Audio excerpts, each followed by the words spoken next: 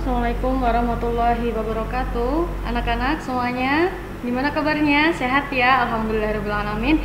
Hari ini kita akan belajar lagi dengan tematik masih sama, subtema 1, tema 4A. Di pertemuan kedua kita akan membahas tentang bunyi.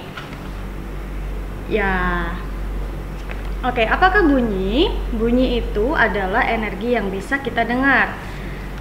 Nah, tinggi, rendah, atau kuat lemahnya bunyi bergantung pada frekuensi, amplitudo, dan resonansi. Apakah mereka itu? Yuk kita kenalan dulu. Yang pertama adalah frekuensi. Frekuensi itu banyaknya getaran bunyi yang menentukan tinggi rendahnya bunyi. Nah, dibagi menjadi 3. Ada infrasonik, itu getarannya di bawah 20 getaran per detik, biasanya hanya bisa didengarkan oleh serangga seperti jangkrik.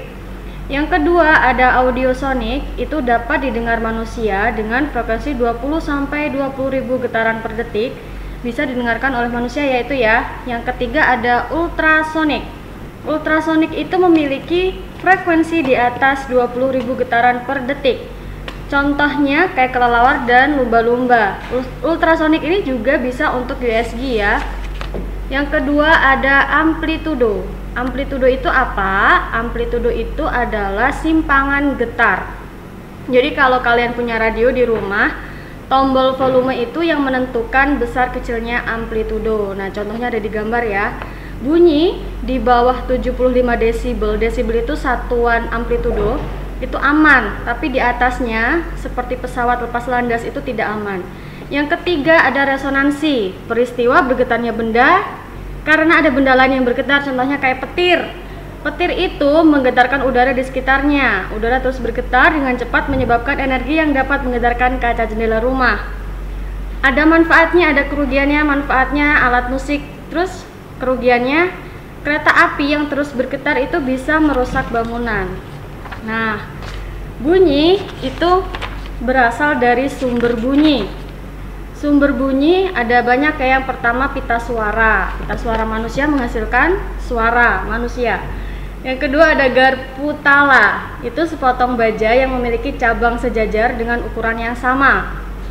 Yang ketiga ada alat musik. Jadi alat musik yang dipetik menghasilkan suara gitar misalkan, atau seruling ditiup karena mereka bergetar kemudian menghasilkan suara musik. Yang keempat ada mesin bermotor. Mesin bermotor itu suara motor berasal dari mesin bermotor.